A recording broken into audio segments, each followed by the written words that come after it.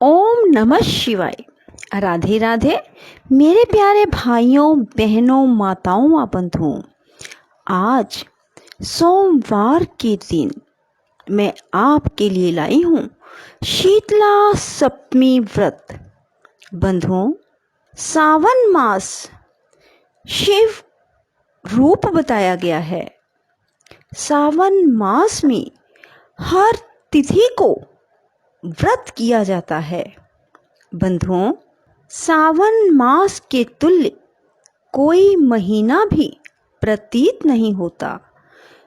बंधुओं, सावन मास में जो भी व्रत किए जाते हैं वह धन धान्य में वृद्धि करने वाले और संपूर्ण कामनाओं एवं सिद्धियों को देने वाले होते हैं।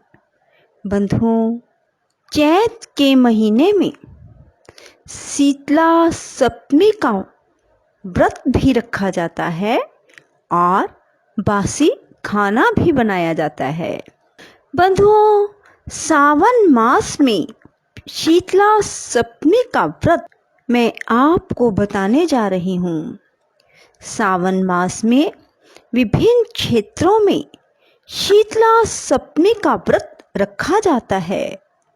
बंधुओं, अब मैं आपको शीतला सप्तमी की कथा सुनाने जा रही हूँ। बंधुओं, शीतला सप्तमी का व्रत हर मनुष्य को भक्ति पूर्वक करना चाहिए। बंधुओं, यदि आपने हमारे चैनल को अब तक सब्सक्राइब नहीं किया तो ज़रूर करें और बेल आइकन दबाना ना भूलें ताकि आपको हमारी आने वाली सभी वीडियोस की जानकारी सबसे पहले हो सके। बंधुओं, कथा को पूरी सुनने के बाद कमेंट बॉक्स में जय शीतला माता जरूर लिखें। बोलो शीतला माता की जय। सौराष्ट्र देश में शोभन नाम का एक नगर था। उसमें एक धार्मिक विचारों वाला धनी रहता था। उसने निर्जल तथा विजन वन में एक बावली खुदवाई। उसमें जाने के लिए बहुत सा धन व्यय करके पशुओं के उतरने के लिए प्यासे यात्रियों के जल पान अर्थ कीमती पत्थरों की सीढ़ियां बनवाई, जो कि टिकाऊ भी थी और मजबूत भी थी। थके मांदे पथिकों के लिए उसने बावली के साथ एक बहुत बड़ा बगीचा भी लगवाया। मगर हुआ ये कि उस बावली में एक बूंद भी पानी ना निकला। धनी ने दुखी होकर कहा, मेरा धन भी व्यर्थ गया और परिश्रम भी निष्फल गया। वह इन विचारों में ग्रस्त रात को उसी बावली के पास सो गया। रात को स्वप्न में जल देवों ने आकर कहा, हे धनद, हमसे तुम जल निकालने का उपाय पूछो। यदि तुम हमारे निमित्त अपने पुत्र की सादर बलि दो तो यह बावली उसी समय जल से भर जाएगी। धनिक यह स्वप्न देखकर अपने घर आया और उसने अपने धर्म में तत्पर पुत्र द्रविड़ से अपने स्वप्न का सारा हाल कहा।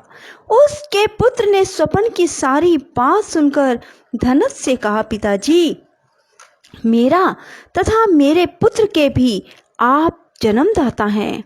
इसके अलावा यह धर्म काम है, इसमें भला सोचने की क्या बात है। वास्तव में धर्म तो स्थायी है, पुत्र आदि सब नाशवान हैं। अल्प मूल्य से किसी बड़ी वस्तु की प्राप्ति एक कठिन कार्य है। मेरे शीतांशु और चंडांशु दो लड़के हैं। आप बिना किसी सोच विचार के मेरे बड़े लड़के शीतांशु की बलि दे दीजिए। लेकिन पिताजी, यह मामला आप स्त्रियों से गुप्त रखिएगा। गुप्त इसलिए कि मेरी पत्नी इस समय गर्भवती है और प्रसव का समय निकट है। वह अपने मायके जाने वाली है। उसके साथ मेरा छोटा लड़का भी जाएगा और उसके जाने के बाद यह काम निर्विघ्न संपन्न हो जाएगा। धनद ने पुत्र की बात सुनकर कहा, हे पुत्र, तुम धन्य हो, क्योंकि तुम मेरे लड़के हो, इसलिए मैं भी धन्य हूँ। मैं अपने को पुत्र वाला मानता हूँ। इसी बीच उसकी पत्नी सुशीला को उसके मायके से बुलावा आ गया और वह अपने मायके जाने के लिए तैयारियां करने लगी। तभी द्रविड़ ने अपनी पत्नी से कहा, यह लड़का बड़ा मेरे पास रहेगा और छोटा लड़का तुम्हारे साथ जाएगा। सुशीला ने अपने पति के आदेश अनुसार अपने बड़े लड़के को तो अपने पति के पास छोड़ दिया और छोटे लड़के को साथ लेकर अपने मायके को रवाना हो गई। उसके जाने के बाद पिता और पुत्र दोनों ने मिलकर शीतांशु को तेल मलकर भली भांति स्नान करवाया और कीमती कपड़ों बहुरत्नों से उसे सजाया। जब वरुण नक्षत्र पूर्वाषाढ़ा का दिन आया तो दोनों ने उसे बावली के किनारे पर ले जाकर खड़ा कर दिया और कहा, इस लड़के की बलि से जल देवता प्रसन्न हो। बस बलि देने की देर थी कि बावली अमृत तुल्य जल से भर गई। दोनों पिता पुत्र बावली के सुधा तुल्य जल से प्रसन्न हुए, लेकिन पुत्र के नाश से दुखी होकर अपने घर को वापस लौट आए। उधर मायके में सुशीला के यहाँ तीसरा लड़का पैदा हुआ। जब लड़का 3 मास का हो गया तब वह अपनी ससुराल वापस लौटी।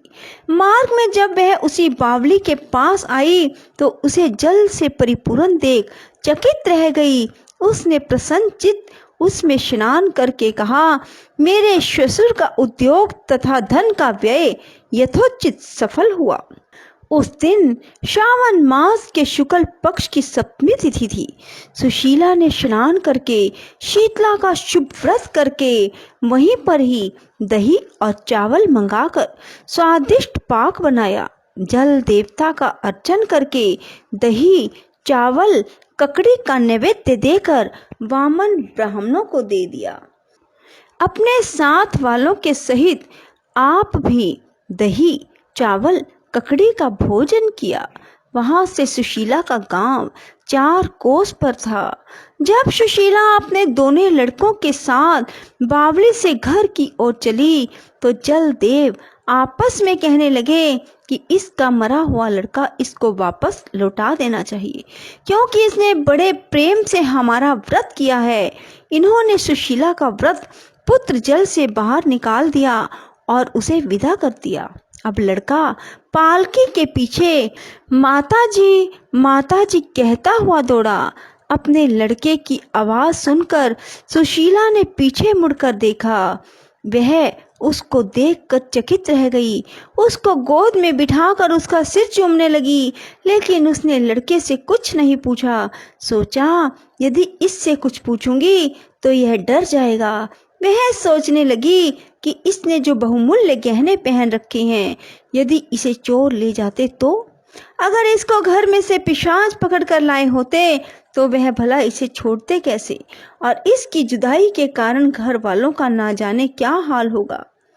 बस इस प्रकार सोचते हुए उसका घर आ गया। उसके आने का समाचार सुनकर पिता और पुत्र दोनों सोचने लगे कि सुशीला अब हमें क्या कहेगी, हम उसे क्या उत्तर देंगे। इसी बीच में अपने तीनों लड़कों सहित सुशीला मकान में भीतर प्रवेश पा गई। ससुर और पति ने बड़े पुत्र शीतांशु को देखकर आश्चर्यचकित होकर तथा उसके साथ ही प्रसन्न होकर उससे पूछा, हे सुभद्रे, तूने किस पुण्य का व्रत किया है? हे भामिनी, निश्चय ही तुम पुण्यवर्ता हो। इस शीतांशु को मरे आज 2 मास बीत चुके, तुमने इसे दोबारा कैसे प्राप्त किया तथा बावली भी जल से पूर्ण हो गई। जाते समय तुम यहाँ से एक पुत्र ले गई थी, आती बात 3 पुत्रों को साथ लेकर आई हो। शुभ्रे, तुमने वंश का उद्धार कर दिया। हे शुभानने, मैं तुम्हारी क्या स्तुति करूं। इस प्रकार उसके ससुर ने प्रशंसा की और पति ने प्यार भरी नजरों से उसकी तरफ देखा। सास ने भी उसकी स्तुति की। उसने प्रसन्न होकर कहा, यह सब सुमार्ग का पुण्य फल है। वह इस संसार में मनो अभिलषित भोग भोग कर परमानंदित हुए। हे तात, तुमसे मैंने यह शीतला सप्तमी का व्रत कहा।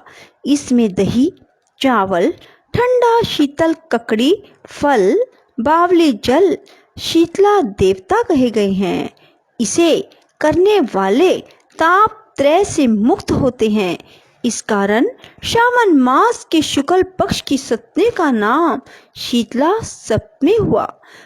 बोलो शिव शंकर भोलेनाथ की जय। जल के देवताओं की जय। राधे राधे। जय श्री कृष्णा।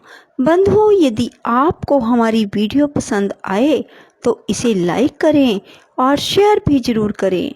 धन्यवाद।